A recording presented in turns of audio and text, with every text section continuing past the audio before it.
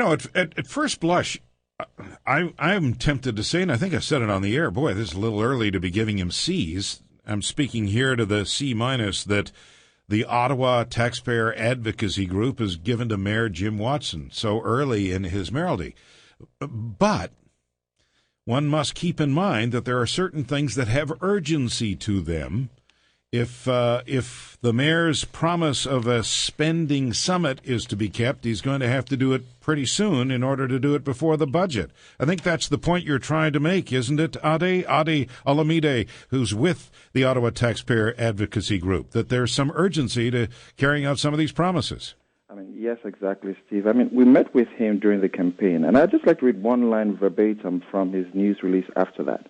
Host a spending control town hall meeting prior to the passage of the 2011 budget. So this is a promise that he made. Now, we've been trying for the better part of a month to talk with him about the planning of the summit, and we are getting the feelers that either staff don't want it to happen or he's changed his mind. And so when we see three Eastern councillors having to take matters into their own hands, it is because he has not come out and clearly stated that we are going to have a summit to prioritize city services. You viewed the Spending Control Summit town hall style meeting as an opportunity for the public to see line by line each department's priority spending plans. Exactly. What we recommended to him was that the city's got about 50 departments. Now, each department has about 50 services that they provide. So what we said is, look, if you have breakout sessions so that the public can go to each department, as many departments as interest them, and prioritize services within that department. Now, these are services that will already be costed out, so that when he's trying to implement no new money, he will be able to identify, based on what citizens have said, these are lower priorities, how to fund budget pressures. And we're seeing that with the garbage collection. So if they're looking for more money in the garbage department, if they do this analysis, the public would have told them, in X department, we consider this service to be priority number 51. So he will be able to pick ways of funding, which was no new money, which was one of the things that he committed to. I'm curious to hear your reaction to Mayor Rob Ford in Toronto, tabling his own budget this morning at 9 o'clock. He has bypassed the city council budget committee. He's bypassed the staff budget process, the budget office, and is tabling his own draft budget and says they're free to do the same, but he wants taxpayers in Toronto to see what he thinks ought to be done. Well, that is spot on what we should expect from a mayor.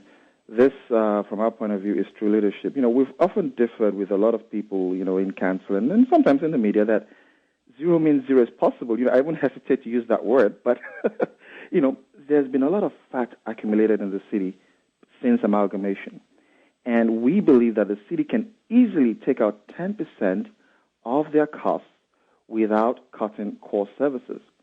And so that's exactly what Mayor Ford is proving right now. And we're expecting the same rigor to happen in Ottawa. We're not quarreling with 2.5. We believe that it's the defeatist, attitude to start from 2.5. You should start from 0. But having said that, he was elected on 2.5.